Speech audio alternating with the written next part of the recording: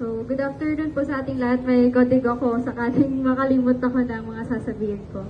So, good afternoon po sa ating lahat, lalong-lalo na po sa Battalion Commander po natin, Lieutenant Colonel Version Sir, and sa iba pong present officer, First Lieutenant Bacana Sir, ay Ma'am, Second Lieutenant Cadalso, Sir Berdon, good afternoon sir, and Master Sergeants, good afternoon po.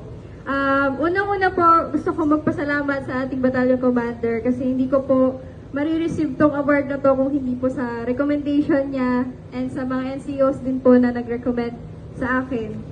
And maraming salamat sir kasi na-deploy po ako sa Ilocos Norte. Kung hindi po ako na-deploy sa Ilocos Norte sir, hindi ko malalaman na capable po ako magturo at magsalita sa harap ng maraming tao. And isa po sa mga tumatak na sinabi sa akin ng mga kasamahan ko na mga SF doon na parang gusto na po nilang mag-schooling ng CMO pillars. Gawa nga po na dahil sa ganito lang po yung ranggo namin ay marunong po kaming magsalita ni Leia sa harap ng maraming tao.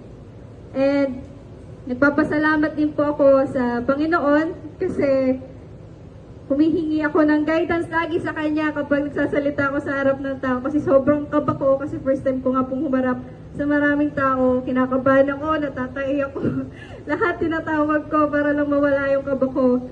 At nagpapasalamat po kasi pag nasa harap ako, nagsasalita na ako, nawawala na yung kaba ko, tuloy-tuloy na ako nakakapagsalita.